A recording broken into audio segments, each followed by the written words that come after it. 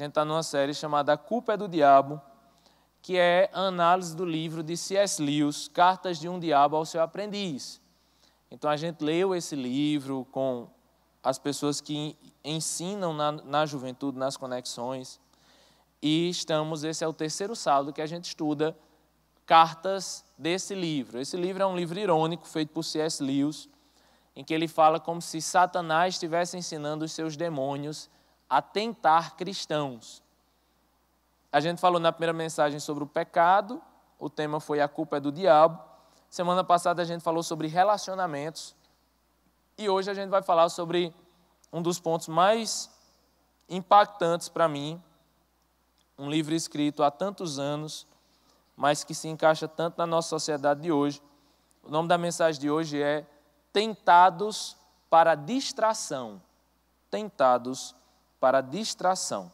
E aí, se você abriu comigo o livro de Provérbios, capítulo 2, do versículo 1 até o versículo 6, diz assim: Meu filho, se você aceitar as minhas palavras e guardar no coração os meus mandamentos, se der ouvido à sabedoria e inclinar o coração para o discernimento, se clamar por entendimento e por discernimento gritar bem alto, e se procurar a sabedoria como se procura a prata e buscá-la como quem busca um tesouro escondido, então você entenderá o que é temer o Senhor e achará o conhecimento de Deus, pois o Senhor é quem dá a sabedoria e de sua boca procedem o conhecimento e o discernimento.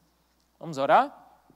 Senhor Jesus, louvado seja teu nome, ó Deus. Obrigado pela tua palavra, obrigado pela bênção de estarmos aqui, ó Deus, ouvindo a tua voz, entendendo quem tu és, entendendo, ó Deus, o que tu tens para nós, ó Deus. Obrigado por essa bênção, Jesus. Que o Senhor possa abrir os nossos olhos, abrir os nossos ouvidos. Essa palavra, ó Deus, é sobre distração. Então, que o Senhor possa tirar toda distração do nosso meio, Jesus, e que a gente possa ouvir o que tu tens para nós, ó Deus. É assim que nós te oramos e agradecemos por tudo, em nome de Jesus. Amém.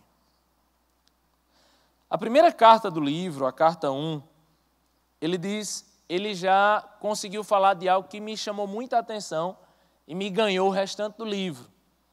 A carta 1 diz assim: Certa vez tive um paciente, um ateu convicto, que tinha o hábito de ler no Museu Britânico. Certo dia, enquanto lia, vi que em sua mente um pensamento tentava levá-lo para o caminho errado.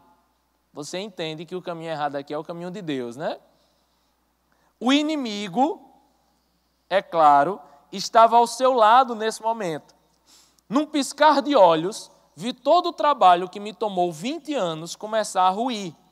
Se tivesse perdido a cabeça e tentado ganhar pela argumentação, talvez tivesse sido derrotado. Mas não fui tão estúpido. Imediatamente ataquei a parte do homem que melhor controlava. Sugeri que já estava na hora de almoçar. Deus falando aí com um monte de gente hoje, né? Talvez o inimigo também tenha feito uma contraproposta. Você sabia que não é possível ouvir nitidamente o que ele lhes diz? Dizendo-lhe que aquilo era mais importante que comida. Pelo menos acho que essa foi sua linha de argumentação.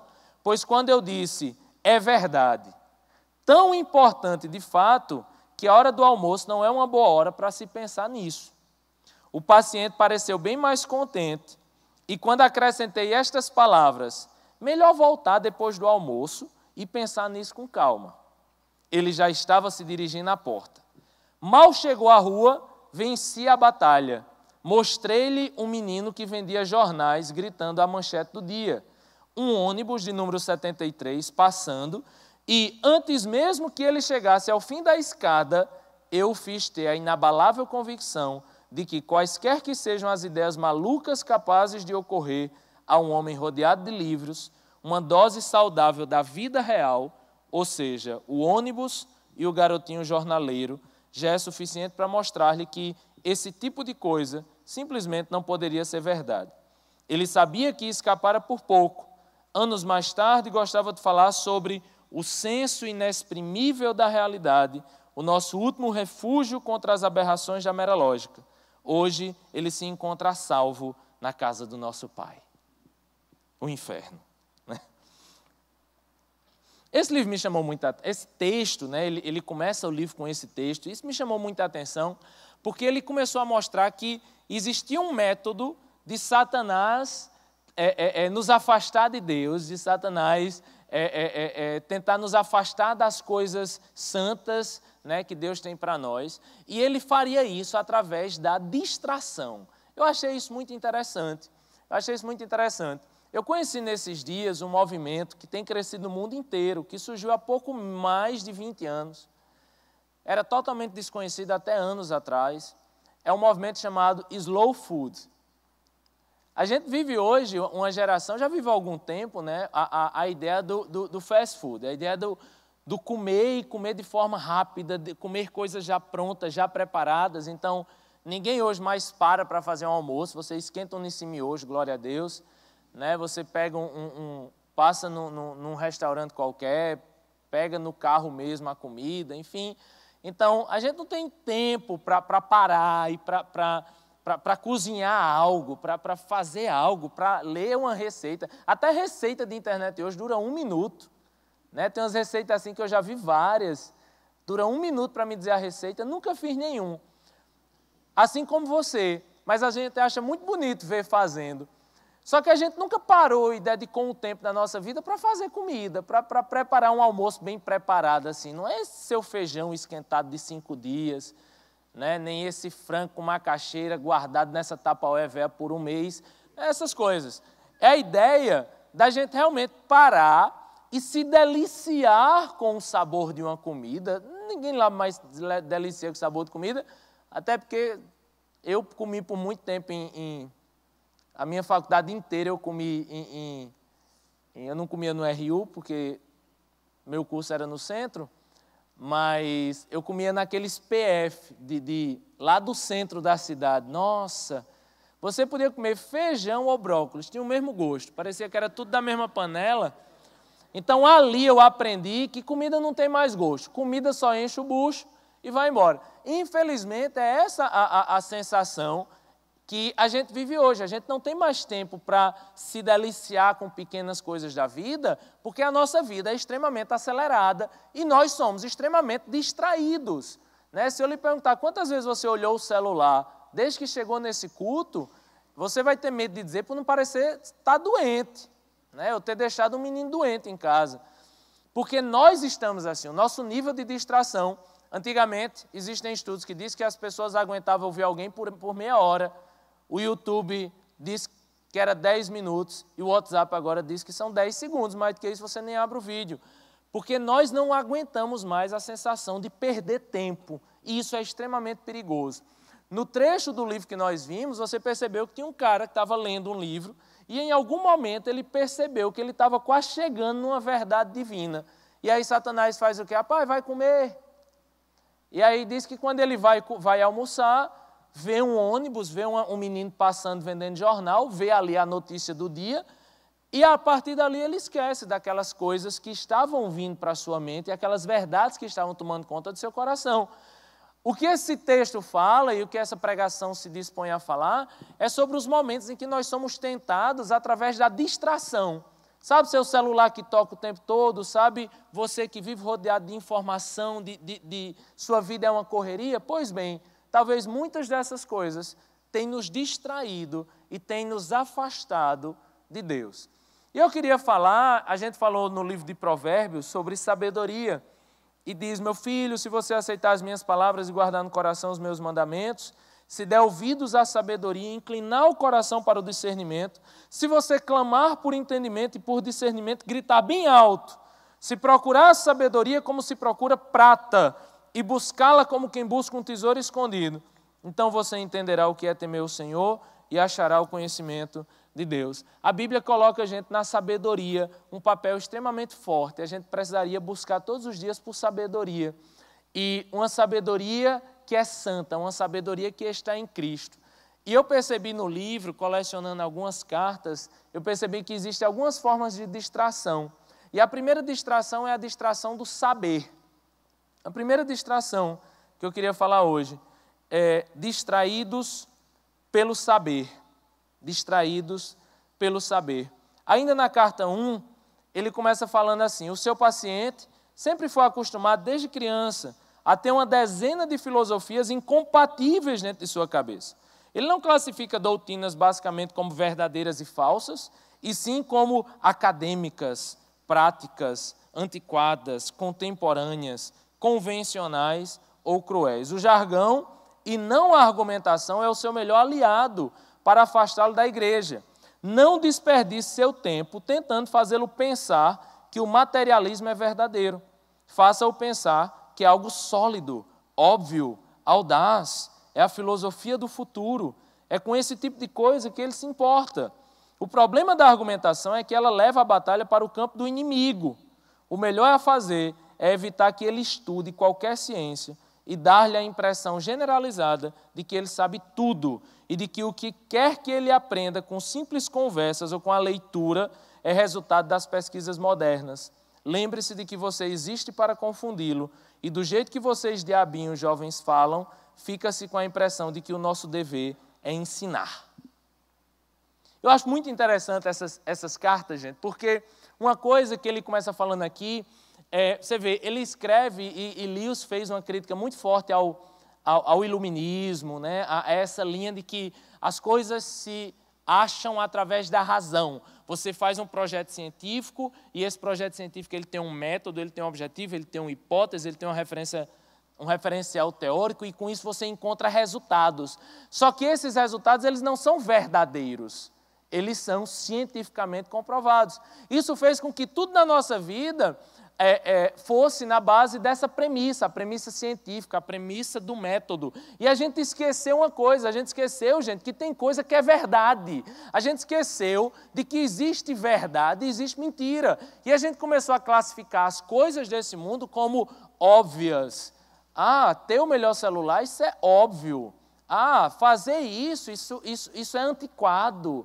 Isso é moderno, isso é contemporâneo. E a gente parou de usar a palavra verdade. E por que a gente parou de usar a palavra verdade? Porque a gente começou a achar, assim como o mundo acha, de que não existe verdade, de que tudo é relativo, de que tudo pode ser visto de uma perspectiva ou de outra. E aí, gente, eu lembro quando eu comecei a fazer cursinho, né, e eu comecei a ver aqueles professores questionando o cristianismo, sabe? E eu lembro que tinha um professor de geografia que ficava dizendo: você que acredita que tem um senhor lá no céu com um supercomputador vendo todas as coisas. E eu começava a olhar para aquilo e dizer: rapaz, realmente, esse negócio não tem muita lógica não, né? Tá um Deus que sabe todas as coisas. Aí eu entrei na universidade, sabe? E eu lembro como aqueles professores, com aquelas filosofias, aquilo começava a me encantar, sabe? E eu vi o pessoal estudando umas coisas bonitas, o professor sentava na mesa, aí começava a falar de Marx, e começava a falar de não sei quem, e ninguém entendia nada, mas todo mundo achava lindo não entender nada, entendeu? E eu lembro que eu olhava para o meu amigo e falava: está entendendo alguma coisa? Não estou entendendo nada. Eu falava: pai, também não, que cara inteligente. E a gente começava a achar que bonito é falar coisa profunda, sabe? Bonito é citar muita gente, é ter muitos referenciais. E citava Foucault, e citava Nietzsche. Que danado que tanta gente é essa? Eu falei: só pode ser verdade. E se isso não for verdade, isso é muito mais inteligente do que tudo que eu vi. Só que eu lembro que o tempo ia passando e eu começava a estudar essas coisas, e em alguns momentos, gente, a minha fé ia sendo abalada, em alguns momentos, aquilo que eu acreditava estava sendo posto em risco, e aí eu comecei a perceber que não existia tanta sabedoria naquelas coisas. Eu comecei a perceber que muitas daquelas coisas que aqueles professores falavam, era a forma deles justificarem aquilo que eles viviam, a forma que eles viviam. E eu via muita gente falando de gênero, unicamente para poder defender as suas convicções e aquilo que ele acreditava. Então, no final, eu só encontrei na universidade religiosos, pessoas que queriam defender as suas crenças. E isso, gente, a partir da premissa de que qualquer coisa que fosse cristã não era verdadeiro. O grande problema é que a gente caiu nessa cilada, a gente caiu de se distrair com muitas e muitas teorias, de tentar estudar tantas e tantas coisas, esquecendo daquilo que é verdadeiro, aquilo que é a verdade, aquele que é a verdade encarnada, Jesus Cristo, que é a verdade hoje, sempre e eternamente, gente. É isso que a gente não pode esquecer. A gente não pode esquecer nisso que você estuda, nisso que você pesquisa, você em nenhum momento pode esquecer que existe sim uma verdade e que em algum momento, se o que você estuda se comunica, tangencia a verdade absoluta, defenda isso. Defenda que existe uma verdade absoluta e que é isso que nós acreditamos e existe formas de se argumentar em relação a isso. O que eu estou querendo lhe dizer é que você não pode cair na banalidade da distração das teorias científicas, esquecendo daquilo que é verdadeiro e simples, que é Jesus. Existe muita distração no saber, porque muitas vezes a gente se ilude muito com isso. Na carta 27 ele diz, e já que não conseguimos enganar toda a raça humana o tempo todo, é de grande importância para nós separar cada geração de todas as outras, pois sempre que o aprendizado permite a livre troca entre as gerações, há o perigo de que os erros característicos de uma sejam corrigidos pelos acertos característicos da outra. Mas graças ao nosso Pai e ao ponto de vista histórico, os grandes eruditos se baseiam tão pouco no passado quanto o mecânico mais ignorante, daquele tipo capaz de afirmar que a história é uma besteira. Eu acho que o grande vilão disso tudo é que, diferente dos orientais, a gente esqueceu do valor que existe das gerações anteriores. Uma grande distração do saber, uma grande distração que acontece na nossa mente, é quando a gente começa a estudar essas coisas novas e contemporâneas e tudo mais, e a gente esquece dos conselhos dos nossos pais. A gente esquece daquilo que os nossos pais nos ensinaram, daquilo que os nossos avós nos ensinaram. Na verdade, a gente se acha hoje muito inteligente, muito mais esperto que eles. Isso é um grande problema. Eu lembro que eu tinha uma amiga seminarista, que o ministério dela era com idosos. E eu lembro que uma vez ela foi contar o que é que ela fazia, né? Eu disse, como assim você trabalha com idosos? Ela disse, não, às vezes, 3 vezes por semana mais ou menos, eu vou num asilo, num abrigo, e aí eu sento e ouço. Tu ouve o quê? Não, eles ficam contando as histórias deles, e aí eu começo a falar de Jesus. Muitos deles têm uma religião muito arraigada, então se você falar qualquer coisa diferente da tradição religiosa deles, isso é uma afronta. Mas é bom, Tiago, porque eu aprendo muito. Aí eu fiquei olhando para aquela menina seminarista do último período de teologia, dizendo que passava 3 dias da semana conversando com gente de 100 anos, e eu dizia, tu aprende o quê, pelo amor de Deus? Tu é inteligente que só, tu sabe grego, tu sabe hebraico, tu sabe Antigo Testamento, Novo Testamento, tu sabe mais do que Paulo. Tu sabe coisa que nem Paulo entendeu quando escreveu. E ela disse, Tiago, isso é uma ilusão. Isso é uma ilusão. Eu chego lá, eu começo a abrir minha vida, falar dos meus problemas sentimentais, amorosos e tal. E eles me dão tantos conselhos, eles vão falando, contando as histórias deles, os erros deles. E eu aprendo muito ali. É um ministério que eu mais recebo do que dou. E eu saí dali com uma lição muito grande, sabe? Lição muito grande. A gente vai chegando numa idade na vida que a gente não quer mais ouvir ninguém e a gente esquece de ouvir nossos pais. Na verdade, eu acho que é assim, sabe? Tem um momento na vida que a gente tem nossos pais como heróis, mas a gente começa a crescer e começa a ver que eles não são tão heróis assim. E aí meio que você começa a virar mãe da sua mãe, sabe? Mãe do seu pai, pai da sua mãe, pai do seu pai. E a gente entra numa ilusão que está lá na carta 28. Ele diz, sua reputação crescente, seu círculo de amizades cada vez maior, sua sensação de importância, a pressão cada vez maior do trabalho que lhe agrada e o absorve, tudo isso causa a sensação de estar em casa no mundo, que é exatamente o que queremos. Um grande filósofo humano quase descobriu o nosso segredo ao afirmar que em relação à virtude, ou seja, em relação à santidade, a experiência é a mãe da ilusão. Em relação à virtude, a experiência é a mãe da ilusão. Mas graças às mudanças da moda e, é claro, ao ponto de vista histórico, nós tornamos o seu livro praticamente inócuo. Eu acho que o que a gente vive hoje, gente, é uma geração de jovens arrogantes. A gente se tornou uma geração de jovens muito arrogantes. A gente se tornou uma geração onde o pessoal quer chegar aos 20 anos e já quer saber de tudo e posta no Facebook opinião sobre tudo. É pior do que jornalista da Globo. Ele fala de moda, a política, assim, em 5 segundos ele se torna doutor em tudo. Sabe? Se torna doutor em ciência política, doutor em economia, doutor em direito. Em direito é só o que tem. Né? Jurista é só o que tem. Cientista político é só o que tem. E teólogo, pelo amor de Deus. Teólogo não falta, gente. Teólogo não falta. O problema é esse. O problema, uma vez me questionaram sobre isso, né? Disseram, pastor, você precisa falar mais na rede social. Eu falei, rapaz, eu já falo tanto. Todo sábado eu falo que sou uma molesta. Falo 1 hora e eu passo a semana todinha estudando o que eu vou falar nessa hora. Se eu tiver que falar no Facebook, eu vou ter que parar muito mais tempo para falar. Não, pastor. Eu escrevo no Facebook umas 10 vezes por dia. Aí eu disse, não quer dizer que você está falando coisa boa, né? Nem quer dizer que você está falando alguma coisa certa ou alguma coisa profunda. Quer dizer que a gente está na geração de que a gente fala muito e ouve pouco. Então a gente só tem como se tornar uma geração de pessoas, muitas vezes, sem sabedoria. O que o livro de Provérbios diz, olha, busque a sabedoria, e você sabe que em Provérbios a sabedoria personifica a pessoa de Jesus. Então a gente poderia usar Provérbios e o Novo Testamento para dizer assim, olha, você quer ser sábio, pense em Jesus, busque a sabedoria de Jesus, busque agir como Jesus, sem essas arrogâncias do saber. Tem gente que consegue, se forma e passa no mestrado, passa no doutorado, e quanto mais diploma, mais arrogante fica. Quanto mais diploma tem, mais esperto se acha, mais inteligente se acha, mais capaz de falar, mais coisas se acha. E nisso tudo, gente, às vezes a gente age com tanta falta de sabedoria e muitas vezes distraídos por essas teorias e por essas coisas. Eu só quero lhe dizer uma coisa nesse ponto, é que a sabedoria verdadeira está em Jesus.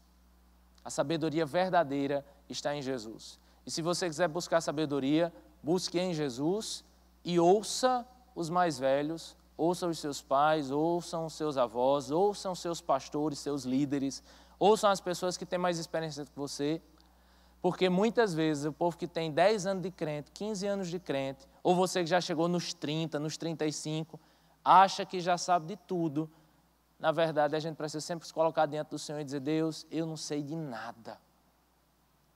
Eu preciso do Senhor, eu preciso que o Senhor me ensine todos os dias. Primeira distração é a distração do saber. A segunda distração é uma distração muito perigosa, é a distração do ter. E ele diz assim, na carta 21, deixe-o sentir que começa cada dia como legítimo proprietário de 24 horas. Deixe-o sentir que aquele pedaço de sua propriedade, que tem de ceder a seus empregadores, é um tributo muito pesado e que aquela outra porção de tempo que ele cede aos deveres religiosos é uma generosa doação. O sentimento de posse, em geral, sempre deve ser encorajado.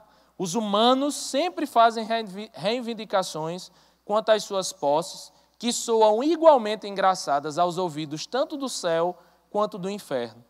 E devemos encorajá-los a continuar assim.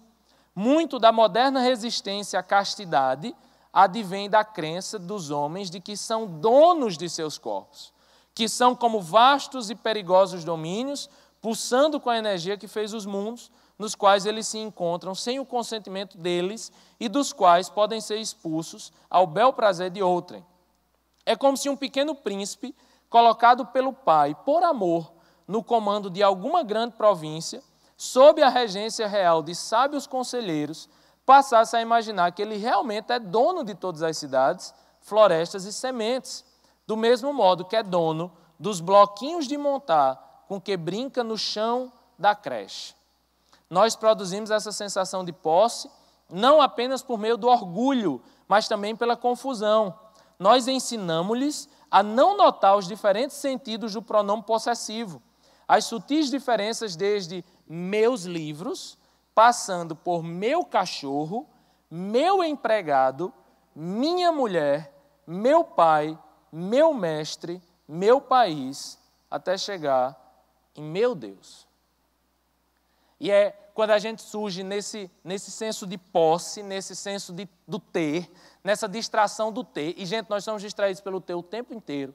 O tempo inteiro a gente precisa ter mais uma coisa, ter uma coisa nova, alcançar aquilo que a gente ainda não tem. E constantemente isso vai nos distraindo, isso vai tirando o nosso foco. E a gente vai começando a achar que a gente tem direito àquela coisa, que você tem direito ao melhor celular, que você tem direito ao melhor curso, você tem direito ao melhor concurso. E que o seu tempo, as suas 24 horas são suas. E essa é a maior ilusão. A maior ilusão da nossa vida é achar que a sua vida é sua, ou que a sua vida lhe pertence.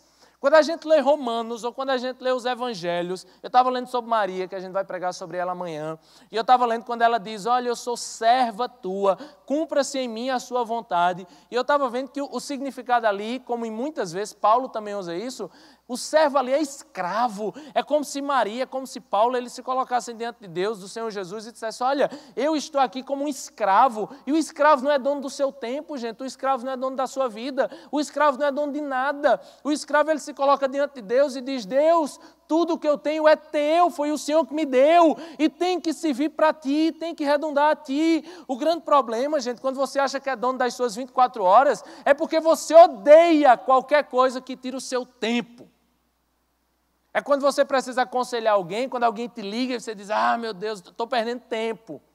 E quando você se acha dono do seu tempo, você começa a achar que o seu tempo tem que ser gasto para você, porque seu tempo é seu tempo lhe pertence. E esse é o maior pecado que a gente tem hoje, o pecado da gente ter o nosso tempo unicamente para a gente. Você que passa 8 horas estudando para concurso, 4 horas estudando, 6 horas estudando na universidade, tantas horas trabalhando, tantas horas fazendo não sei o quê, e você acha que esse tempo é todo seu, e você gasta esse tempo todo para você, e você está perdendo o seu tempo, porque você está muito focado muitas vezes no ter, e você está esquecendo daquilo que Deus deu para você. Deus lhe deu a vida eterna, Deus lhe deu sua vida, Deus lhe deu 24 horas. E qual o tempo que você dá para Deus? Qual o tempo que você dá para os outros? Qual o tempo que você entrega para os outros? 1 hora, 2 horas de uma conexão é um martírio. Meu Deus, eu tenho uma prova para estudar, eu tenho 3 provas para estudar. Você pode ter 20 para estudar, mas se você não consegue tirar 2 horas para o Senhor, 2 horas para abençoar outras pessoas, você está sendo injusto com o seu tempo, você está estragando o seu tempo, você está destruindo o seu tempo, você está distraído com o seu tempo, distraído muitas vezes com ter. Distraído muitas vezes com o que você precisa mais, você quer alcançar mais, você tem seus sonhos, é o meu sonho, é o meu propósito, é o meu concurso, é o meu dinheiro, é o meu tempo. E quando você acha que o seu tempo é seu, você gasta com coisas para você, e isso é um pecado, gente. A forma como eu lido com o meu tempo expressa uma vida de adoração a Deus ou de adoração ao mundo. Você vai dizer, Tiago, mas eu não tenho dinheiro não, mas vive para isso. Vive para querer ter. E eu não posso querer ter, não? Não, não é pecado, não. A questão é o quanto de tempo você entrega a isso. O quanto de tempo você vive para isso. O quanto de tempo você consegue passar para isso. Agora veja, quanto tempo? Vamos aqui, 24 horas vezes 7, me ajude. 20 vezes 7, 140, 28, 168 horas. Adeus, 168 horas, eu acho, por semana. Quantas horas passou orando? Conta aí, 1 hora, 10 minutos. Me ajude. Quanto? São 150 horas, sei lá, por semana. Quantas orando? 10 minutos. Nos 7 dias. Quantas aconselhando alguém? Quantas lendo a Bíblia? Quantas nessa sua bondade do Senhor, né? Que você, eu vou fazer algo para Deus, eu vou para o culto. Nossa, parabéns, você está quase Paulo, né? Você está quase Jesus. Não, eu vou para o culto, né? Porque é o meu tempo, então eu estou dando a Deus um pouquinho do meu tempo, né? Então eu vou dar a Deus, eu vou para a conexão. Nossa, o supra-sumo da santidade. Quanto, gente? Soma aí. Dê 1 hora na semana todinha. O problema não é você não é você trabalhar, não é você estudar, né? De forma alguma. Eu estudo, tenho minhas horas de estudo, tenho minhas horas de ir atrás de doutorado, de tudo, tenho. A questão é quantas horas você tem dado disso que você acha que é o seu tempo. Porque quando o tempo é seu, você gasta para você. Mas se o tempo é de Deus, você o tempo inteiro vai pensar, Deus, eu posso fazer isso aqui? Eu posso gastar meu tempo com isso daqui? Até com as outras coisas. Sabe quando você trabalha, alguém trabalha de batendo ponto aqui, batendo ponto, a coisa é linda, é maravilhoso bater ponto, né? Eu não trabalho batendo ponto, mas tem pessoas que trabalham comigo e batem ponto. E às vezes elas chegam para mim e dizem, Tiago, eu posso aqui pegar essa hora e eu posso ir ali consertar o carro da minha esposa, eu posso ir ali levar meu filho para o médico. É interessante, né? Ela me pergunta porque na empresa eu sou chefe delas, né? Então, aquele tempo, de certa forma, era meu, né? Está entendendo? Aquele tempo era meu, eu que sou empregador. Então, ela precisa prestar contas desse tempo que ela vai passar fazendo outra coisa, ela precisa prestar contas para mim. De certa forma, a nossa vida é assim com Deus, né? Esse momento que você passa vendo besteira. Vamos contar as horas de Facebook, Instagram e WhatsApp da semana? São 168, é? 167. Vamos contar agora as da semana? Era como se você dissesse assim, olha, tem tanta gente para aconselhar, tem tanta gente para abençoar, tem tanto livro bom para ler. Eu não vou nem perguntar aqui quem tem uns 10 livros para ler e não leu. Quem comprou a Carta de um Diabo ao Seu Aprendiz não leu, só leu o prefácio. E não leu o resto por quê? Porque estou sem tempo. Né? Se a gente pegasse aqui essas horas, é como se a gente dissesse, Deus, eu tenho que bater o ponto, mas eu vou aqui ficar no Facebook 3 horas, olhando a vida das menininhas e dos menininhos. Me dá permissão para eu fazer isso aqui, porque assim, o tempo é teu, né, Deus?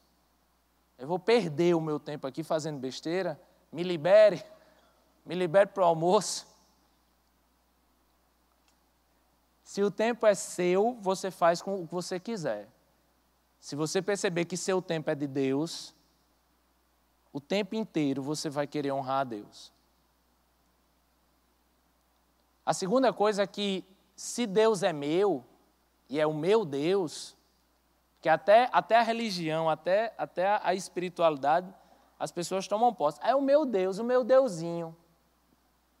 Uma vez eu fui orar com um cara muito engraçado, ele orou assim, pô, cara, velho, na Vera, não, velho, pelo amor de Deus, pô, velho, pô, tu mora no meu coração, velho. E eu não tenho nenhum problema com gíria, tá ligado? Eu acho que eu não tenho nenhum problema com gíria, só que aí o resto da oração foi assim, Deus, eu estou vendo ainda se eu vou te perdoar, cara. Porque ele estava orando para ver se perdoava Deus. Isso é uma heresia neopentecostal, que eu não vou falar agora. Só que isso existe, para você ver, ter noção.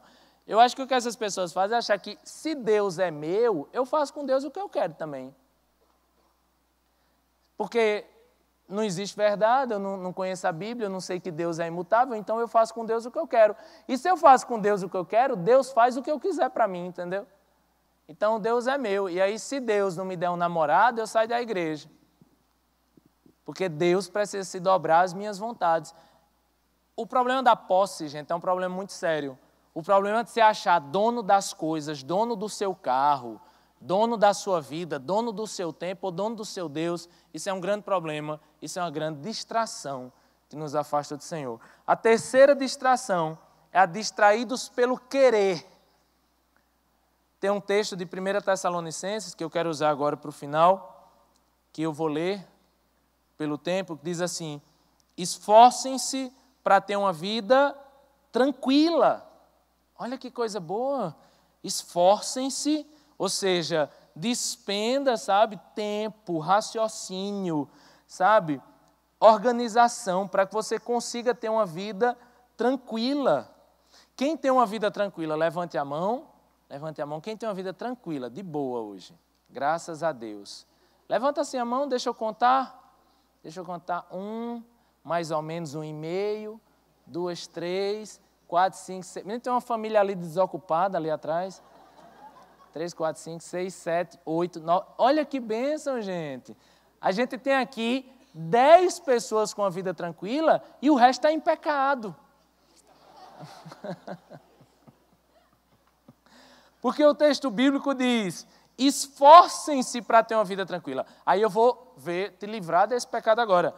Quem sabe agora, tirando os 10, tirei muita gente, né? Tem uns 300, 400 aqui, mas eu vou tirar 10. Tirando vocês 10, o resto que está com a vida não tranquila, quantos estão se esforçando para mudar algo na sua vida para que tenha uma vida tranquila? Sinceramente. Ei, peraí, vou perguntar de novo. Estou falando de verdade. Estou falando, você está mudando seus horários, você pediu demissão, você abriu mão de sonhos, você fez algo concreto para ter uma vida mais tranquila. Levanta a mão, olha como diminuiu, né? Mas já tem alguma coisa. O restante está na carne mesmo, né? Então,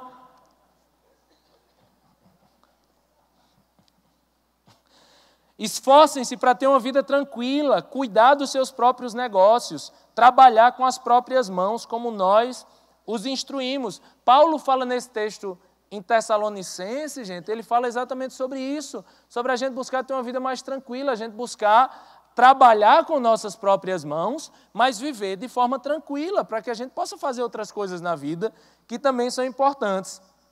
A carta 15 diz assim: nós, no entanto, queremos um homem atormentado pelo futuro, assombrado por visões de um céu ou de um inferno iminente sobre a terra, e dependente por sua fé no sucesso ou no fracasso de planos cujo objetivo ele não viverá o suficiente para presenciar. Queremos uma raça inteira de seres perpetuamente em busca do fim do arco-íris, jamais honestos, jamais gentis, jamais felizes agora, e sempre usando toda dádiva verdadeira que lhes é concedida no presente como mero combustível para poder encher de dádivas o altar do futuro. O problema, gente, é que a gente vive nessa ansiedade louca, sabe? Pelo que vai ter, pelo que vai ganhar, pelo que vai conseguir, pelo concurso que vai passar, pelo curso que vai passar, pela formatura que vai vir. E a gente vive tanto nesse futuro que a gente acaba esquecendo do presente, esquecendo o que Deus tem para nós. Na carta 30, ele diz uma coisa que me chamou muita atenção. Ele diz assim: a única passagem construtiva da sua carta é aquela em que você diz ainda esperar bons resultados do cansaço que o seu paciente sente. Deixa eu fazer uma outra pergunta aqui. Quem está cansado? Quem vive cansado? Levanta a mão. Meu Deus. Quem não vive? Essa pergunta não dá certo. Quem não vive cansado? Não é que você não se cansa, mas quem não vive cansado, vive cansado. Levanta a mão. 1, 2, 3, 4, 5, 6, 7, 8, 9, 10. Os vagabundos lá atrás sempre. 11, 12, 13. 14 pessoas. O resto está o quê? Em pecado.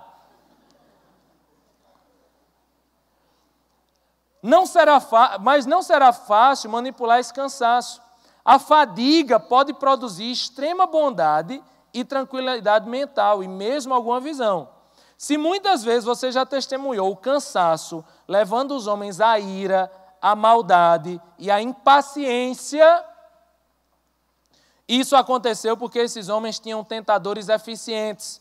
O paradoxo está no fato de que o cansaço moderado é um solo mais fértil para a irritabilidade do que a exaustão absoluta. Isso depende em parte de causas físicas, mas também de algo mais. Não é apenas a fadiga em si que produz a raiva, mas as exigências inesperadas feitas a um homem já cansado. Os homens logo passam a pensar que têm direito a tudo o que desejam.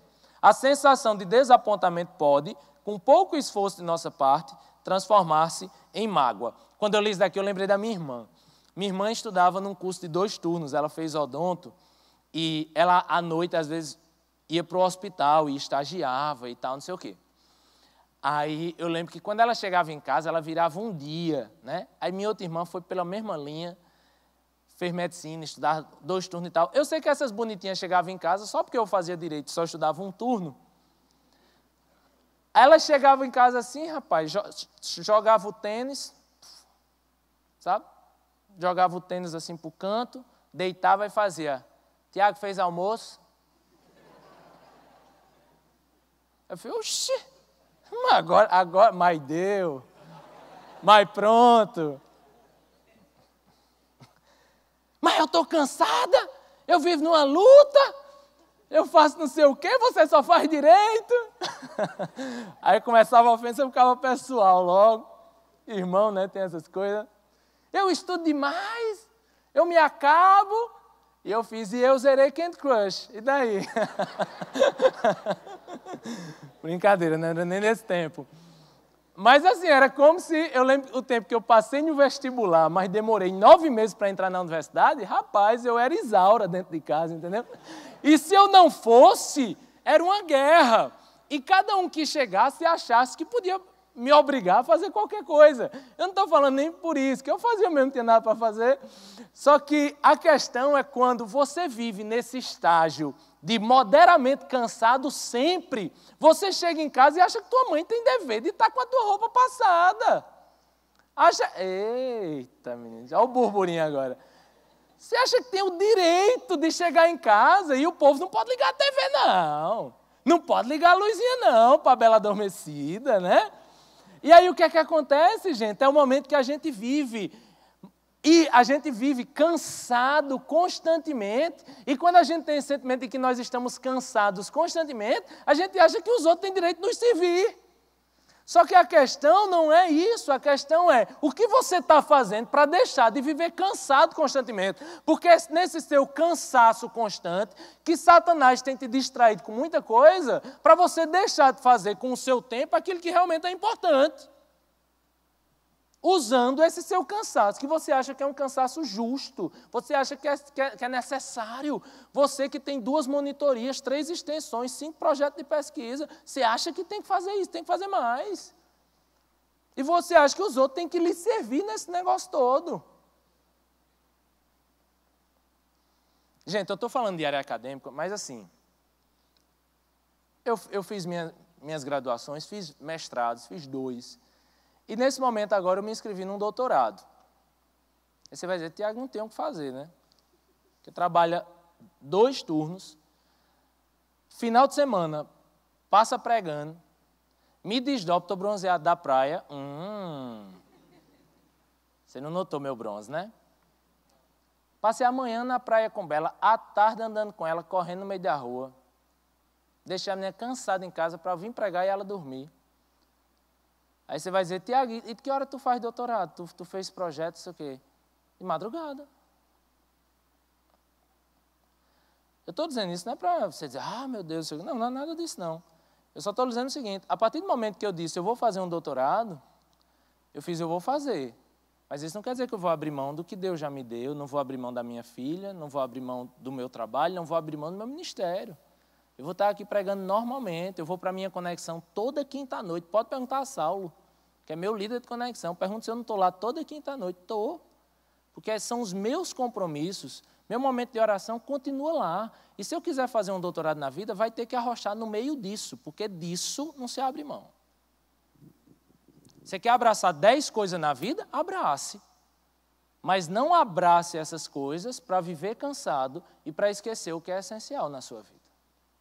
Congregar, estar nos cultos, abençoar os outros, exercer seu ministério é essencial. Assim como tantas outras coisas na vida. Quer viver tantas outras coisas na vida? Então aprenda a abraçar as coisas. Antes de me inscrever nesse negócio, eu orei, falei com minha esposa. Até com Bela eu conversei. Só, meu amor, papai vai continuar indo para a praia, tá bom? Observei minha agenda, vi onde eu poderia encaixar, é aqui, vou fazer, mas não vou abrir mão das coisas que são essenciais para a minha vida. É nesse momento que o ter nos distrai. E para encerrar, uma grande distração é o ver. O verdadeiro problema, diz a carta 25, dessas pessoas com quem o seu paciente está convivendo, é que elas são simplesmente cristãs. Todas possuem seus interesses particulares, é claro, mas o laço que as une continua a ser o cristianismo. O que nós desejamos, se não houver mesmo jeito e os homens tiverem de tornar-se cristãos, é mantê-los num estado de espírito que eu chamo de cristianismo e alguma outra coisa. Você sabe, cristianismo e a crise, cristianismo e a nova psicologia, cristianismo e a nova ordem, cristianismo e a cura pela fé. Cristianismo e pesquisa psíquica. Substitua a fé em si por alguma moda com colorido cristão. Faça com que tenham horror da mesma coisa de sempre. O horror pela mesma coisa de sempre é uma das mais preciosas paixões que incutimos no coração humano. Uma fonte infinita de heresias na religião, de conselhos estúpidos, de infidelidade conjugal e de inconstância nas amizades. Na verdade, gente, o que eu acho interessante é que às vezes as pessoas chegam para mim, uma vez me deram um conselho, sabe? Disseram assim, Tiago, você quer pregar no Brasil inteiro? Eu fiz, rapaz, nem de avião eu gosto.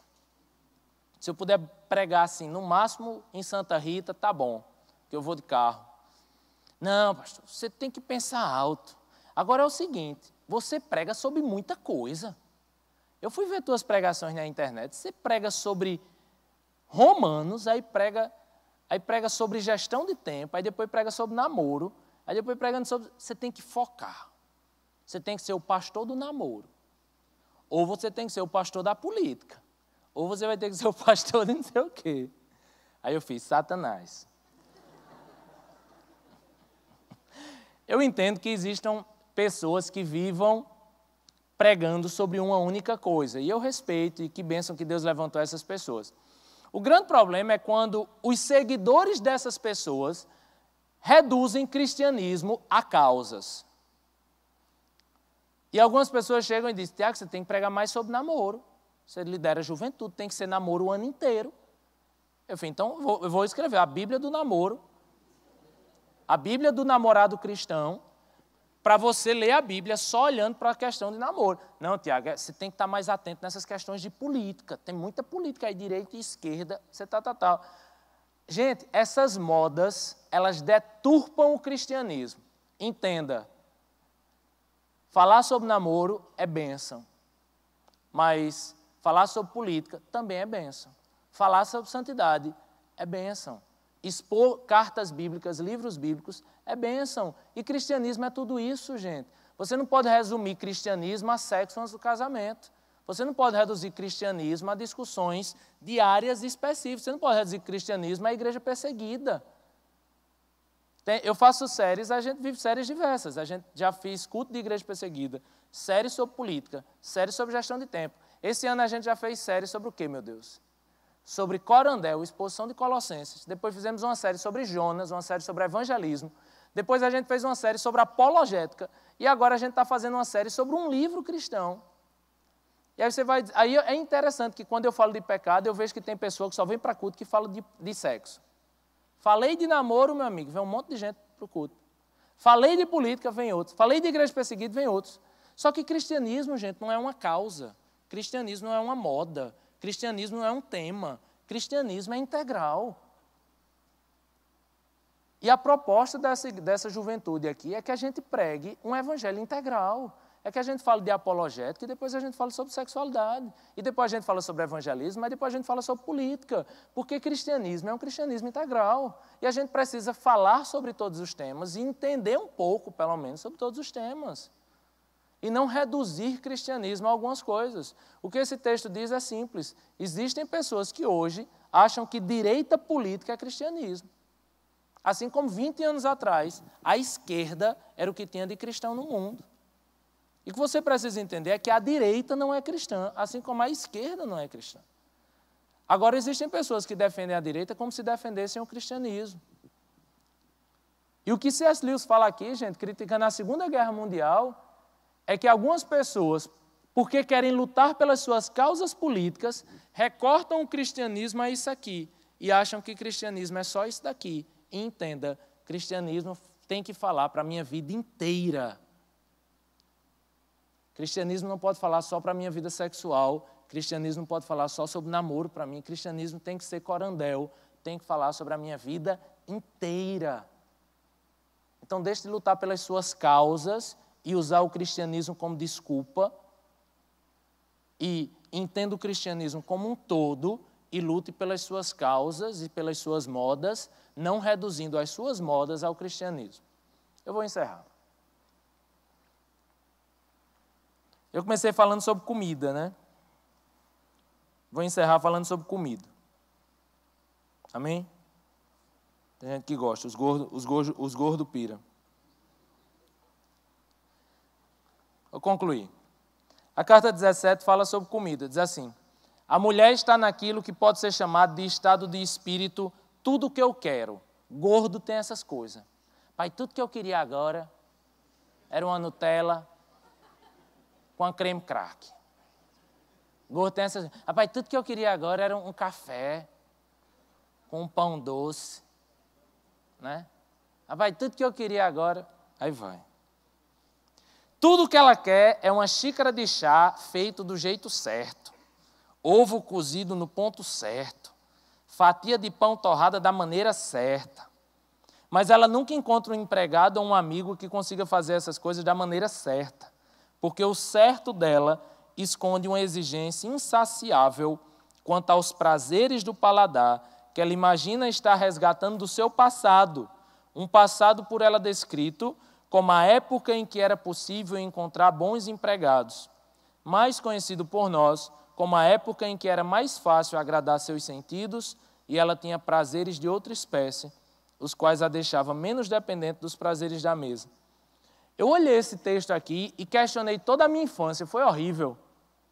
Tem coisa que eu comi na minha infância, preste atenção, tem coisa que eu comi na minha infância que eu sempre dizia assim, pão Recife. Lá em Patos tinha uma padaria chamada Pão Nosso, na Avenida Nego, número 235, que todo dia eu comprava um pão Recife, eu estou falando sério.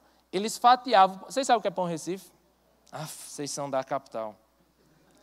É um pão desse tamanho assim, macio. Eu comia com cremútil. Nunca mais fizeram cremútil. Eu acho isso um assassinato ao paladar brasileiro. Vocês lembram de cremútil? Ai, como eu odeio vocês. Vocês são novos. Vocês são novos da capital. Rapaz, era um negócio que não era margarina, não era requeijão. Era um negócio muito bom. Quem lembra? Coma, compre cremútil. Nesta noite, a última vez. Rapaz, até hoje eu lembro disso. Aí eu fico olhando assim, rapaz, assistia Cavaleiro do Zodíaco, botava um leite com Nescau, açúcar, 2 dedos de açúcar, 3 de Nescau, botava meu pão Recife, meu cremútil, sentava na mesa, comia aquilo e até hoje nunca mais vi cremútil, não posso mais comer Nescau, nem açúcar. Leite não presta, porque antes aquele leite era leite da vaca, que o leiteiro vinha de manhã, 6 horas da manhã. Não tem mais esse leite vai tudo industrializado. E pão Recife, os que eu comi aqui não prestam. E aí eu fiquei, quando eu li esse negócio, eu fiz, rapaz, nunca mais comi um negócio que presta aqui em João Pessoa. E essas coisas que a gente comia na infância. E C.S. Lewis fala uma coisa muito legal. Quando você diz a coisa que eu gostava tanto na infância, não é bem porque era feito daquele jeito na infância. É porque na infância a gente não tinha os requisitos e os critérios que a gente tem hoje. Isso quer dizer que hoje, quando a gente envelhece, vira chato e fica besta. Antigamente, meu amigo, aquele Nescau com açúcar e aquele leite velho cheio de fervido, aguado, era o melhor leite que tinha. Hoje tu tem que ir para uma cafeteria, o cara tem que botar um monte de chantilly, tem que encher de Nutella para tu dizer, antigamente era melhor. A questão é que antigamente a gente não era besta como é hoje. Antigamente a gente não tinha os requisitos que tinha hoje. Antigamente era tudo simples. Antigamente a nossa vida era bem mais simples. E aí é interessante porque a última carta que eu quero ler para vocês nessa série é a carta 13, que diz assim: de acordo com o seu próprio relato, você, em primeiro lugar, permitiu que o paciente lesse um livro de que realmente gostava, simplesmente por gostar, e não para fazer comentários inteligentes no Facebook, isso sou eu, sobre a obra para seus novos amigos. O homem que aprecia de modo genuíno e desinteressado qualquer coisa do mundo, por nenhuma outra razão senão a coisa em si, e sem dar a mínima para o que os outros dizem a respeito, está, por esse mesmo motivo, previamente munido contra alguns dos nossos ataques mais sutis. Você sempre deve tentar fazer com que o seu paciente abandone as pessoas, a comida, os livros de que realmente gosta, em nome de pessoas melhores, da comida certa e dos livros importantes. Conheci um humano que era capaz de se defender das fortes tentações da ambição social através de seu apreço ainda maior por dobradinha acebolada. Ou por um pão Recife com cremútil. Sabe aquele momento da vida que você está fazendo simplesmente algo que você gosta, não porque você quer aparecer, Não porque você quer mostrar para ninguém, simplesmente porque você é feliz desse jeito, porque você gosta, é o jeito simples, é o jeito que muitas vezes lembra a nossa infância. Isso lhe faz feliz e isso lhe faz pleno e você não precisa esnobar isso para ninguém. Você é feliz desse jeito simples. Todo casal de namorado, quando começa a namorar, só quer ir para lugar chique. Mas você conhece mesmo a pessoa, quando ela pega aquele pão, dobra e bota dentro de um copo de café com leite e bota na boca. Aí você conhece a pessoa verdadeira e o melhor momento do namoro não é aquele momento que você nem pum solta. Você fica ali se prendendo todinho para não soltar na frente dela. O melhor momento é quando você solta e diz, ih, toma essa. Porque esse é o momento que você começa a ser você. O namorado se identificando aí. Esse é o momento que você começa a ser você e você começa a ser feliz do jeito que você é. Esse é o momento que você não precisa ficar mais usando máscara, porque as máscaras sempre são perigosas para a gente. Eu sei que eu fui para a praia hoje, depois de algum tempo. Ela machucou o dedo e eu fiquei receoso de levar ela na praia, porque fiquei com medo de infeccionar qualquer coisa. E aí, passei um bom tempo sem levar a bichinha na praia. Ela gosta de uma água que é uma beleza, diferente de mim, gosta muito de água. E ela nada, né? Desde os 6 meses ela faz natação e tal, então esse tempo longe de água foi muito ruim. E aí, eu sei que como ela estava sem ir na piscina, e ela gosta muito de piscina, ela fazia, piscina, paia. Aí eu falei, não, eu vou fazer o seguinte, peguei uma bacia,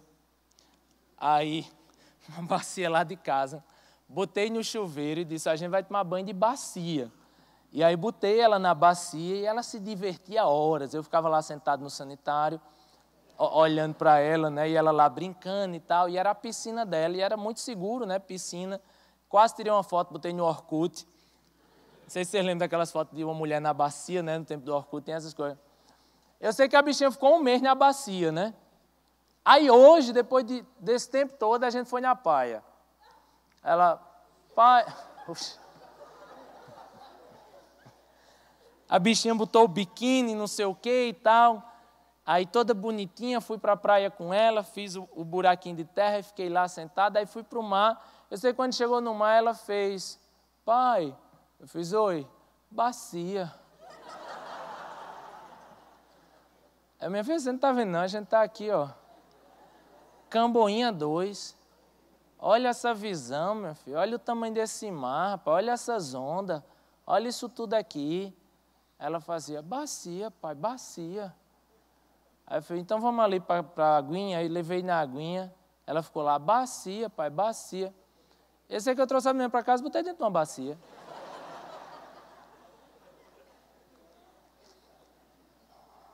E eu botei ela na bacia e ela falando bacia, eu já estava pensando na pregação de hoje à noite. E a minha oração, sentado no vaso, esperando ela curtir a bacia dela, assim como a minha oração para a gente, é que a gente possa se distrair com coisas boas na vida, se distrair com coisas simples na vida, se distrair com aquilo que realmente importa, nem que seja uma bacia, porque se é com a bacia que a gente é feliz, que a gente seja feliz com as bacias que Deus nos dá. O Senhor nos abençoe.